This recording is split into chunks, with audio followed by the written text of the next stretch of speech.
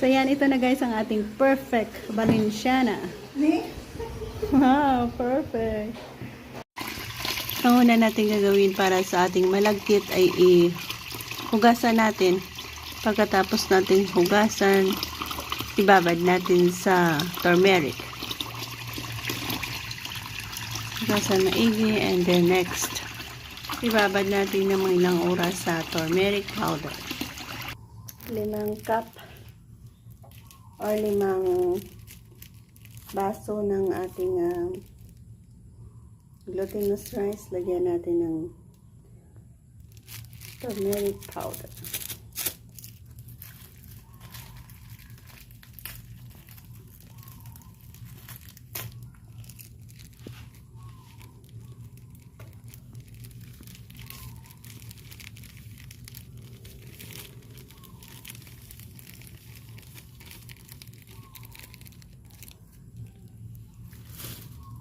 And then, haluin ulit natin.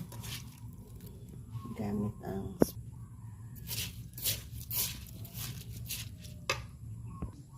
yan, set aside natin yan hanggang sa matanggal yung kanyang may tubig yung konti. Ma-absorb niya yung tubig. Yan. Hanggang sa ma-absorb ang tubig na yan, and ready to cook na tayo. Yan guys, magsa-start na tayo sa pag-isa ng mga ingredients na ating i-add on doon sa ating Valenciana. My own version. Onion, garlic.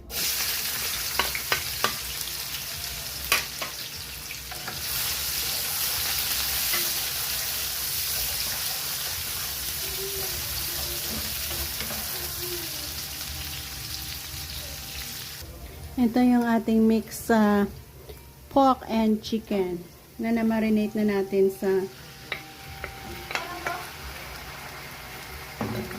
soy sauce, black pepper at konting asin.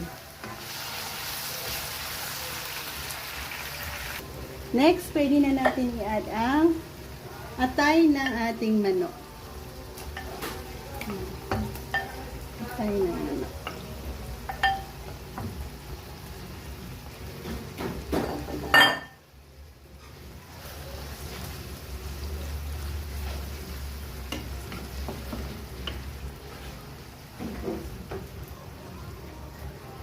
I-add na rin natin ang ating hipon. Yan, ganti na tayo sa pagluto dyan.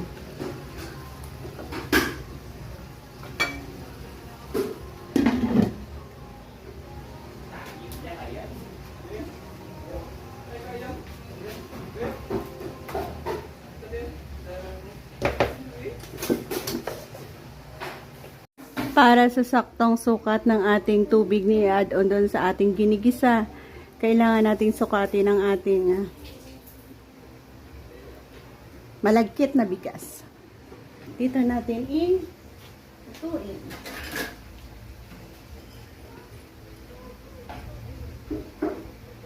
Isa. Dalawa. Kung ilang scoop yan, ganun din ang ating tubig na ilalagay. 3. 4. Ito ay sinok natin ito sa turmeric.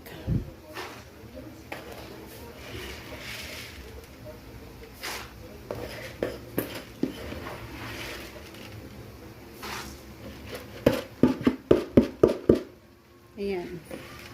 So, ganun din kadami ang tubig na ating i-add on dyan. So, dito na rin na natin ilagay.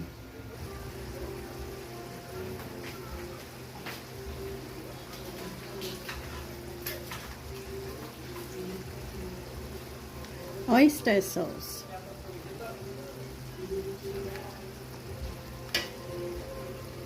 Asin.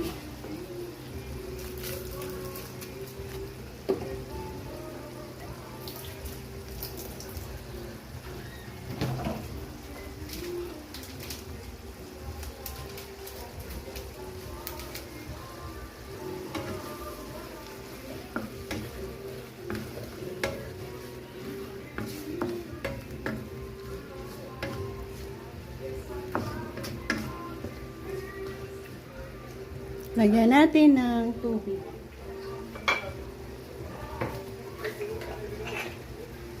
Tubig na atin ang natakal kanina.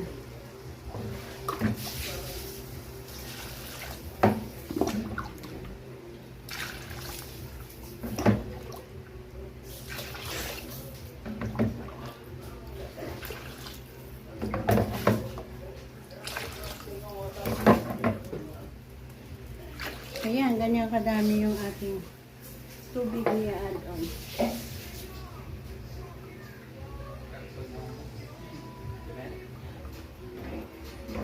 Pwede na natin ilagay dito sa ating kanin.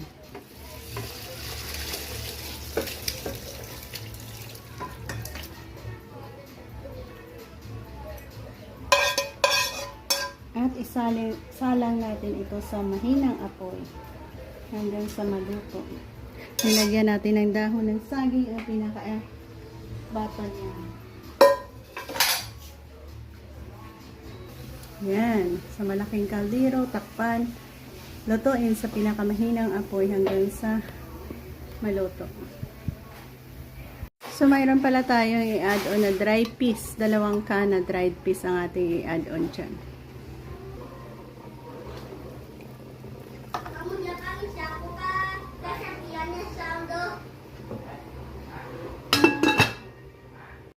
Ayan, pag kumulo na, i-add na natin ang ating pasas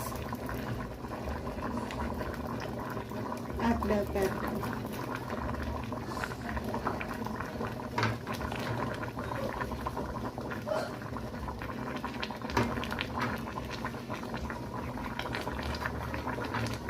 Continue tayo hanggang sa mag-dry.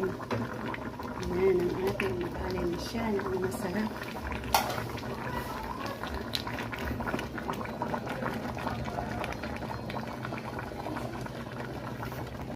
Yan, ito na yung ating Valenciana ready to transfer.